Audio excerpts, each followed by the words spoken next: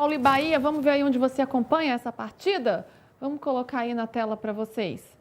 Aí, ó, São Paulo pega o Bahia, 9h30 da noite no Morumbi, esse jogo amanhã no sábado.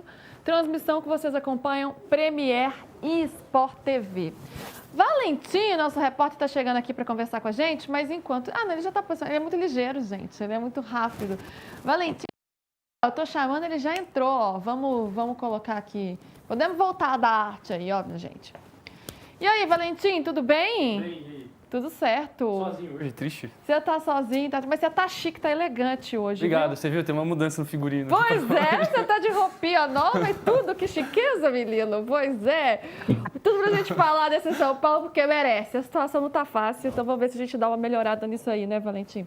São 7 derrotas em 8 jogos, tem toda essa crise aí envolvendo a questão institucional, Morumbi, Barra Funda, enfim. E um jogo do Bahia que é muito importante para as pretensões do São Paulo no campeonato. Mas aí a gente olha para o DM, o DM cheio, continua cheio, né? São Paulo perdeu mais um atacante, o Dineno agora, e não tem nem centroavante para escalar, não é isso?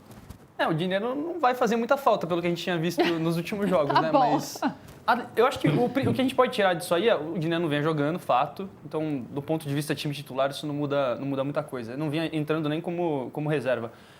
O que tocou-se no assunto é se o São Paulo precisaria renovar o contrato dele, porque ele, teoricamente, vive uma lesão e jogador lesionado não pode ficar livre no mercado, tem que renovar o contrato. O que me garantiram é que não, o São Paulo não vai renovar o contrato dele, porque há uma expectativa muito já certa de que ele vai se recuperar antes de 31 de dezembro. Mas eu acho legal só deixar, assim, a gente é muito crítico ao São Paulo, né? Então vamos deixar isso aí engavetado, porque dentro do São Paulo me confirma que ele não renova o contrato, porque até o dezembro ele se recupera. Vamos ver se vai ser isso mesmo, porque a fase do DM não é fácil. Pois é, e outro que está nessa conversa aí para uma renovação ou não é o Rigoni, né? Como é que está essa situação do Rigoni? Será que ele pode ser escalado nesse ataque aí, que tem tantos desfalques, pode ser uma opção? Ele andou irritando bastante a torcida, né? Nos últimos jogos e tal, foi muito criticado pela torcida. E é uma possibilidade ele entrar em campo e tem chance dele renovar esse contrato, porque vai até só o fim do ano, né? O Rigoni precisa de 9 jogos, atuando pelo menos metade, 45 minutos, para renovar automaticamente. E ele precisaria entrar 45 minutos nos 9 que faltam. Então, se ele não entrar e não jogar 45 minutos contra o Bahia, já era. Ele não renova automaticamente.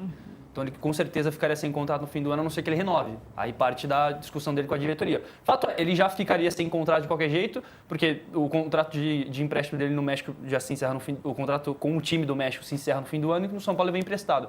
Então, assim, não é informação, mas eu tenho uma impressão de que o São Paulo hoje não renovaria. Mas não é informação, é uma impressão só. Acho que vai ser interessante. Acho que é uma leitura de cenário, né? Diante do que vem acontecendo. Assim como o Dineno. Acho que é muito claro. O Dineno é até mais claro. Mas o Rigoni foi um cara que veio como o selo Crespo e não funcionou.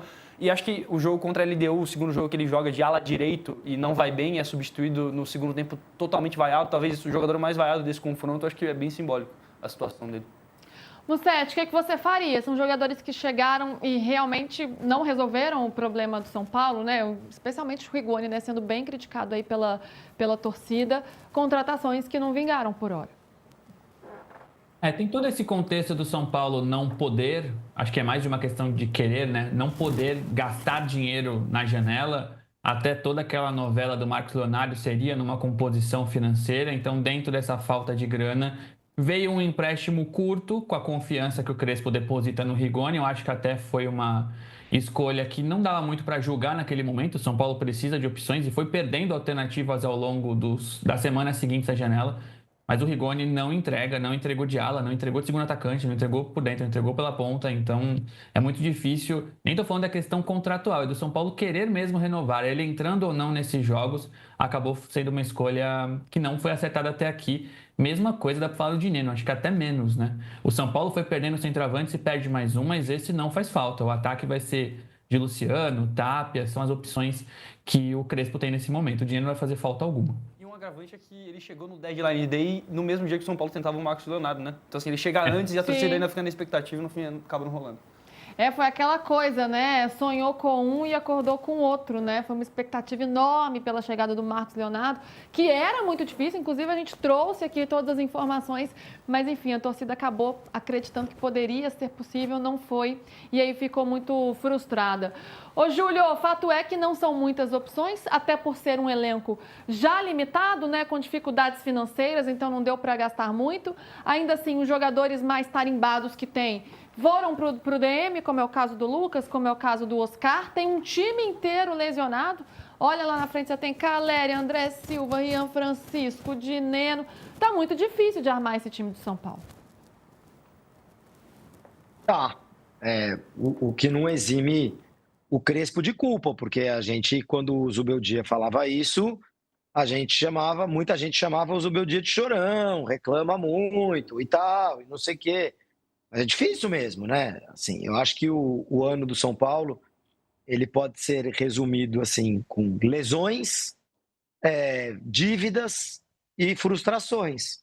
Muitas lesões, muitos jogadores machucados, a dívida que impede a diretoria de fazer um trabalho melhor do que faz, ou dificulta, não impede, mas dificulta um trabalho melhor do que faz, e, consequentemente, as frustrações.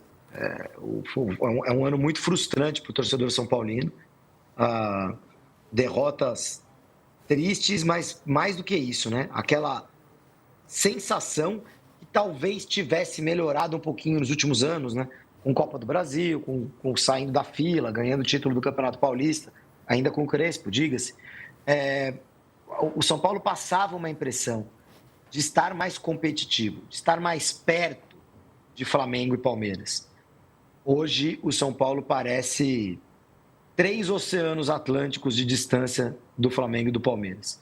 Assim, parece realmente totalmente inalcançável para o São Paulo o nível dos rivais mais fortes do futebol brasileiro hoje. Algumas decisões erradas, convenhamos. Por exemplo, contratar o Oscar, ganhando o salário que ganhava e etc. É um jogador que tinha essa carga de risco, de se machucar, de ser frágil e tal.